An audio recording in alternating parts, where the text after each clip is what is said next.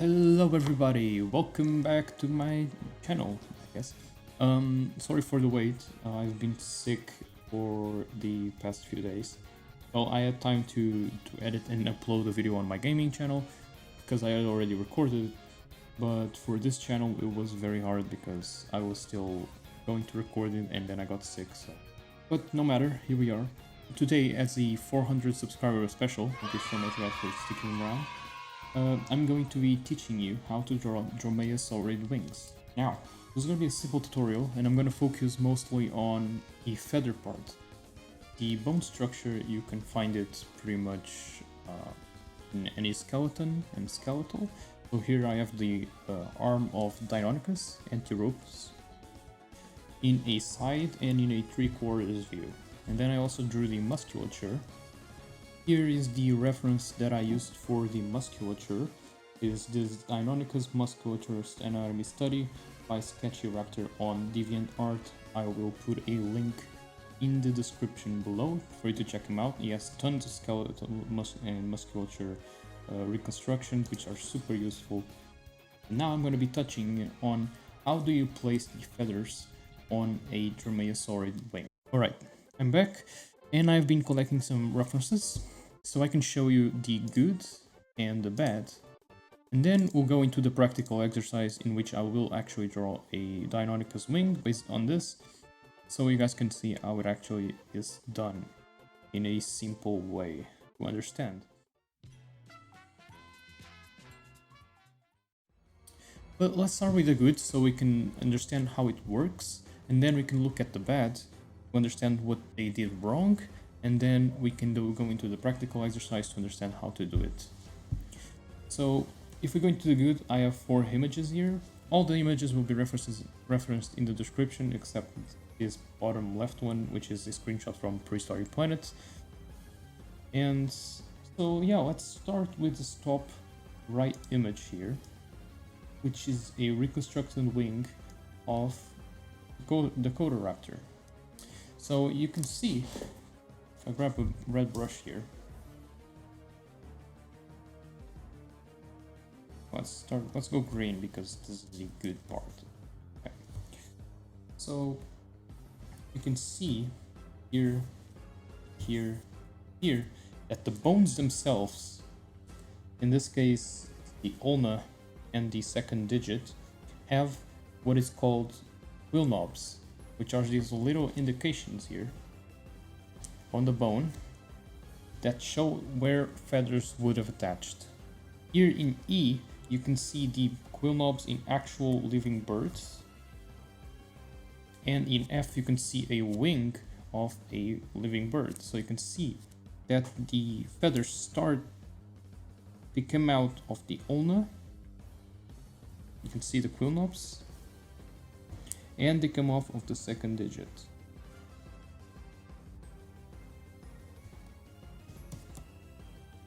So that is the basic part that you need to understand. So if we move over to the Cotoraptor wing here, reconstructed, you can see that we have the second digit here. So we have first digits, second digit, and third digit, and we have the radius and the ulna and the humerus. So you need to identify the ulna, which is always the bone that is pointing backwards to the animal. So it's this curved bone in the forearm. So you will have quill knobs coming out of this bone. So that means there was feathers coming out of this bone. So first of all, identify the ulna, and you can see that there's a section of feathers that only comes out of the ulna. And then identify the second digit, and there will be markings where the feathers would have come out of the second digit. So you can see that there's a section of the wing that is exclusive to the second digit. So you basically divide this wing into 2 parts, a digit part and a ulna part. Now let's move over to some real life examples. Well, not real life, but some artistical examples. This is one of the best that I've found. This is by Joshua Nupe, and you can see that the hand itself is part of the wing. You'll see in a lot of the bad examples that I have after that the hand itself is separated from the wing, but that's not true. Even in some examples that look good in principle, when you start actually thinking about the anatomy, it's not good because the wing is coming off somewhere that's not the hand. So you can see that the ulna would be here, and the second digit here, and you have a section of the wing here. You can see by the directions of the feathers, for example, here, here, here, that these are all coming off the ulna. So you have this section of the wing. And then you have the second digit, where the rest of the feathers are coming out. So you have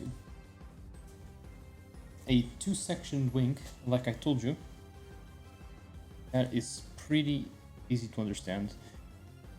Looking at the underside though, you can see that the underside of the hand may have not... This is speculation, but it's probable that it would not have been covered in feathers. You can also see that these feathers attach to the second digit above the third digit. So the third digit actually shows true because the feathers are touching below, behind. Moving over to prehistoric planets, here's a screenshot of a velociraptor. Again, you can see that the hand is part of the wing. So you have the hand here, ulna, and the humerus. And you can see that the second digit is probably somewhere around here. First digit and the third is probably around here.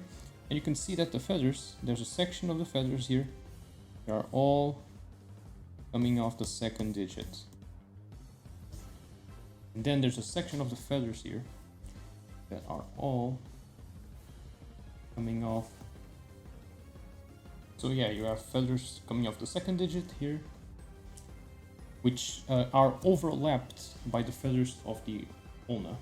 So if you had to choose this in representation, it would be the humerus, the ulna and radius, and then the hand, second digit here. So you would have the feathers coming off the ulna going above. These are above these that are below. So you would kind of create like a shadow here. That makes sense. You have first claw, you have a second claw here, and then the third claw we wouldn't see. Okay. And here you have, these are either feathers coming off the humerus, which I'm not sure are possible, or these are just the feathers, transitioning into the arm. And for the final example, I have here a Euronicodon,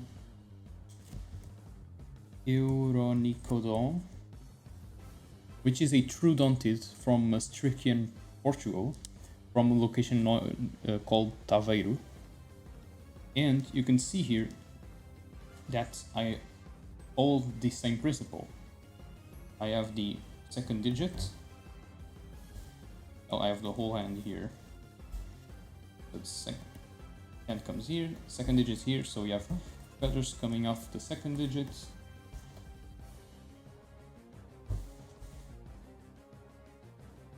And then you have the ulna. Probably around here with the humerus going over there. And you have a section of feathers just coming off the ulna. So again, ulna, second digit, separated into two parts. So with all these examples, I'm pretty sure that should be enough for you to understand how it works. So let's move over to some bad examples and point out what they did wrong.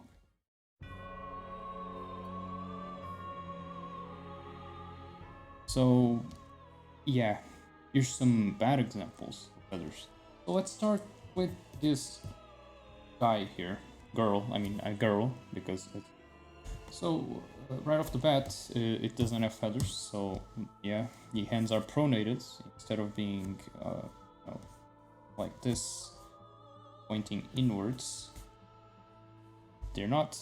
So yeah, moving on, let's go over to this example here, which is something that I always see in some old reconstructions that don't really understand how wings work, and that is that they have feathers coming off the ulna, but then they have the hands separated from the rest of the wing, which is wrong. Don't do this, okay? If I wanted to correct it, you need feathers coming off second digit as well. So you have two sections of feathers like that. And on the other side, this hand is pronated for some reason. So yeah.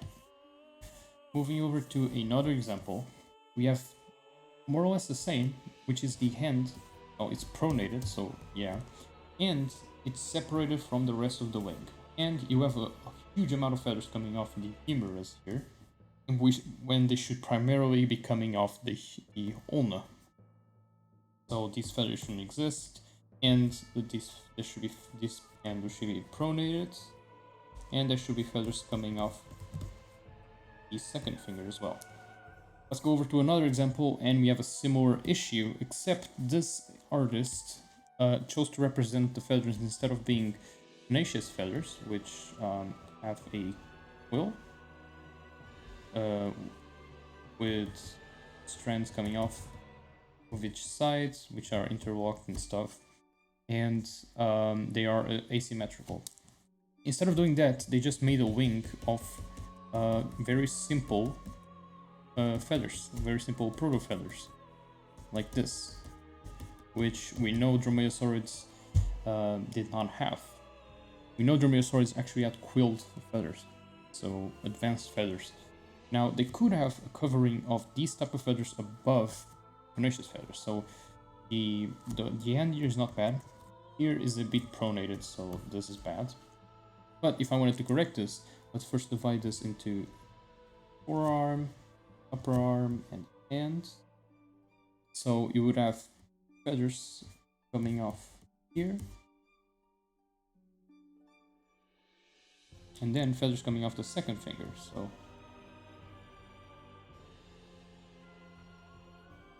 like that. So that's how you correct that wing, and the same for the other side. See, feathers coming off there,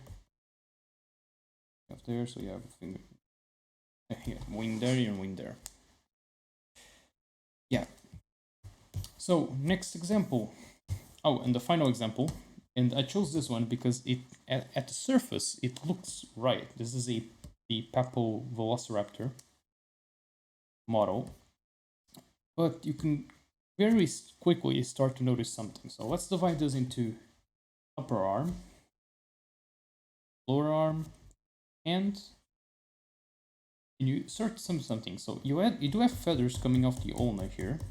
You have a large amount of feathers coming off the humerus, which is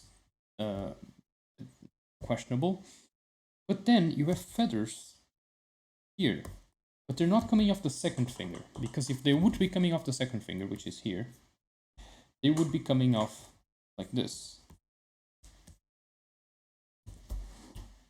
right? Forming a wing. Sorry, my English is not the best.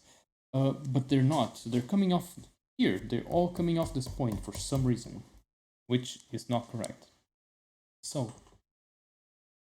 that's something you need to pay attention to, is that sometimes wings actually look right, but they actually have no idea where the feathers are coming from, because the second finger is here, and the feathers should be coming off the second finger instead of coming off this void like that. So yeah, now that we understand what is a good Dromaeosaurid wing and what makes a bad Dromaeosaurid wing, let's go over to the practical example. So here we are. we are back in our practical example section. We create a new layer here. Let's start with the side view. So the best method is to identify the second finger, so first, second, third finger, second, third finger, the ulna, so we have the let's turn off the musculature here. We have the radius, and we have the ulna and the humerus. Humerus, radius, ulna. Ulna is always pointing backwards. The animal, the radius is always pointing forwards. And the ulna and the humerus is a single large bone in the upper arm. Let's start drawing the quills that make up the feathers. So, starting off with the second finger, let's start off with the ulna actually.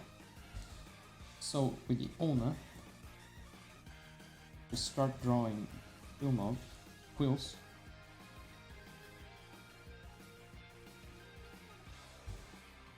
Okay, so we have the quills for the ulna, and let's do the same thing here.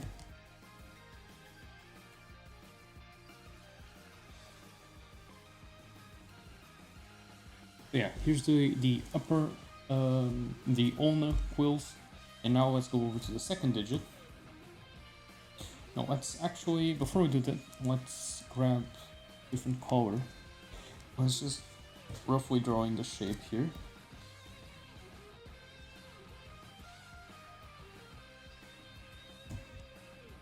Let's make a correction here. Let's have the feathers come a bit more towards the hand, like that. Okay. Now, let's draw the shape. Like that. Okay. Let's create a new layer, and let's go over to the second digit. And let's start drawing the feathers coming off that.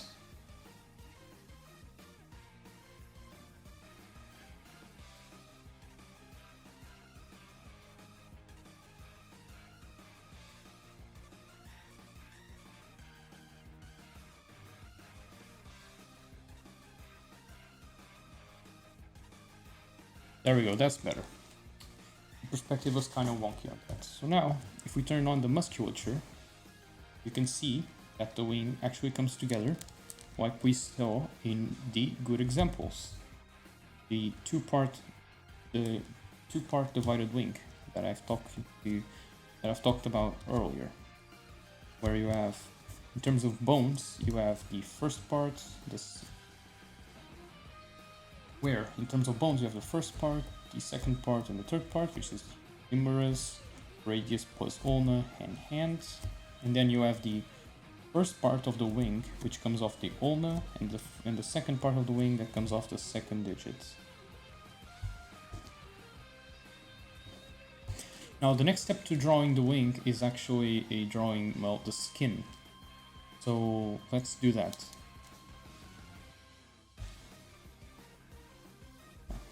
So before we actually draw the line art, I'm gonna draw the skin that these fingers normally have in between them. As you see in birds, their skin usually here,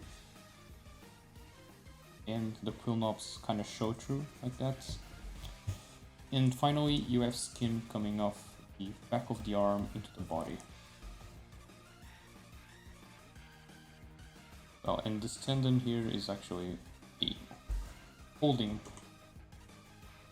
a bunch of skin that connects part of the arm, like that. So let's do the same for this side.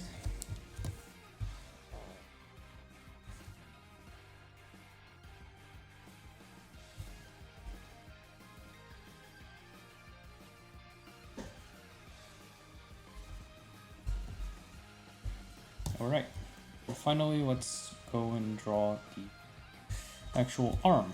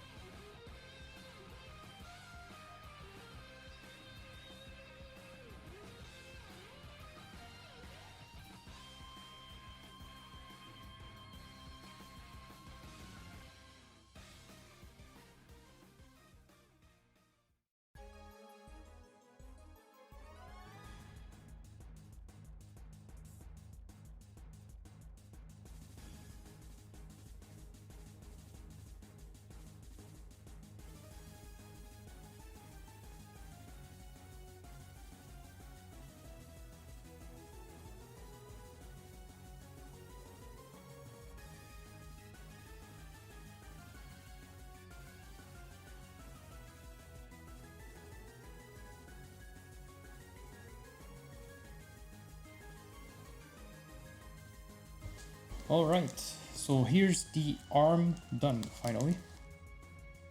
Let's move our two wing layers above, turn them on to see how they look once it's finished. So yeah, you can see that the two-part wing is still retained here, even with all the skin, with musculature, skin, claws put on. It's still, you can still see how it's gonna end up. Now, something that I want to bring attention to is that we don't actually know how large the feathers were in some Dromaeosaurids. Like, okay, most Dromaeosaurids, the size of the feathers are unknown. Some of them, they are preserved and we can tell, but others, like for example this reconstruction by of the Deinonychus by Joshua Nupe, actually draws pretty large feathers, while you can see this restoration of the Dakotaraptor wing, the feathers aren't actually that large. And for the Velociraptor we have some maybe in between, and from what I do here they're actually not that large as well. But that for now is artistical liberty, so feel what you draw is more plausible, or you know, whatever you want to draw. Okay. Now, if you want to know which feathers go on top of what, so if you start drawing, you might come across a problem, which is you start drawing the feathers and you're like, okay, wait, is it this way, or is it this way? Is this the feather that goes on top, or is this the feather that goes on top? How do I know that? Now, if it was the body of the animal, we could use the dorsal and ventral as designations, because dorsal means to the back of the animal, ventral means to the belly of the animal. But because we're talking about arms, it's different. So we have this part of the arm is closer to the body, so it's called proximal.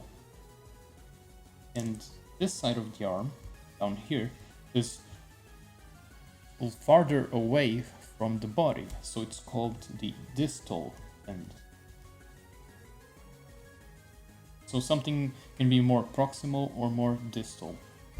Now, in terms of feathers, the feathers are always going to be atop are the proximal feather. So the more proximal a feather is, it's going to be on top of the dorsal, or the distally positioned feathers after. So this feather here, let me grab another layer. Let's turn that off and change the opacity of that. Okay, this layer. Okay, so in this group of feathers of the ulna, the closer these feathers are to the body, or in this direction, the more proximal they are, which in the other direction the more distal they are, right?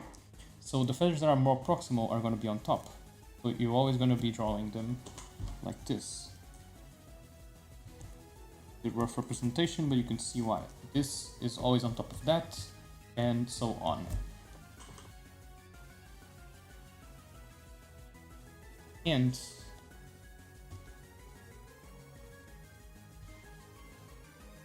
the same is true for the feathers of the second finger. So these feathers here are more proximal than the feathers that are on the bottom, so they're going to be on top. So eventually you'll get down here, you'll have feathers like this, where this feather is on top of this feather, because this feather is more proximal and this feather is more distal. Now let's go and draw on the feathers. Now, because the quill knobs that I drew are quite rough, I might not actually follow them all the way through. So I might draw extra feathers or different size feathers. If you want to be more accurate, you can spend a lot more time on these quills, which will dictate the shape of the shape and the size of the wing.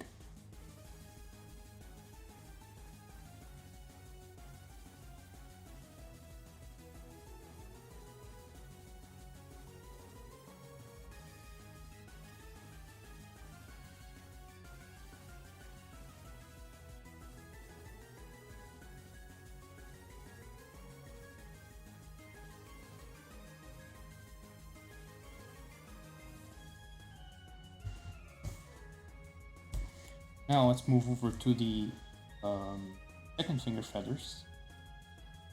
We'll start here.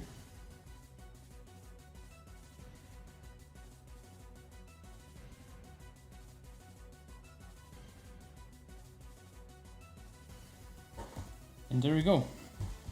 Here is the first wing feather. I need to actually complete the feathers here. Okay. And we can move on to the 3/4 view. But you can see how the feathers integrate into the arm. Now let's move on to the 3/4 view. As always, I'm going to start on the more distal part, the more proximal part, and work my way to the more distal part.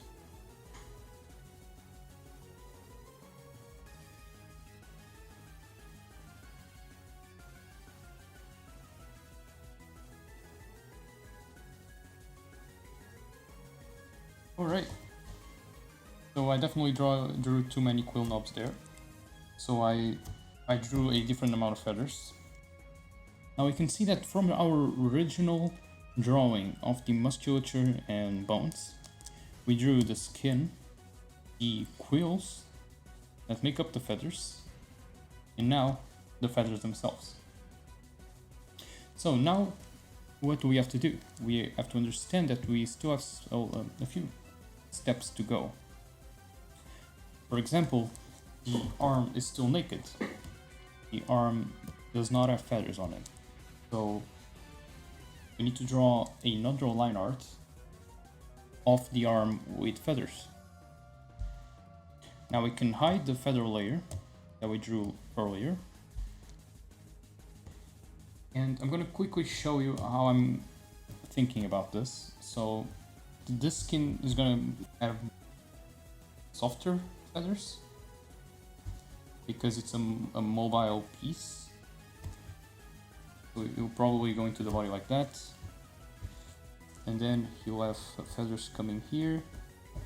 And we'll bypass the first finger, which will be naked, and go like this. Now if we take the feathers here, we're gonna have, first of all, we're gonna roughly have a separation here.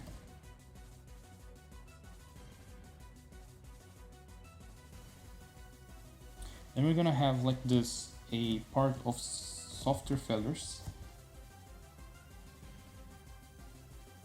And finally, our good old panaceous feathers that make up the wing. So you can see just from the side view, the third finger is not visible at all.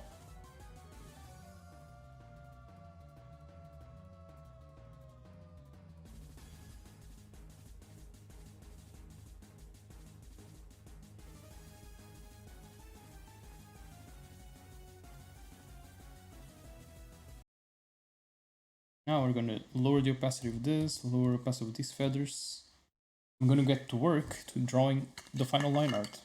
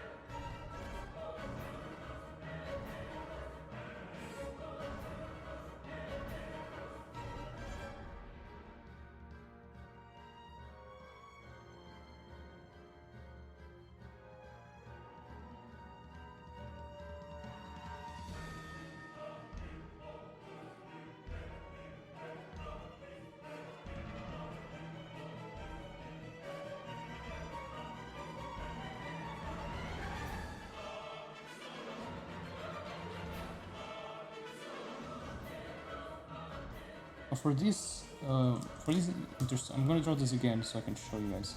For these intersections between the feathers here, usually what I do is I kind of like alternate the movements of my strokes to create like kind of waves that intersect.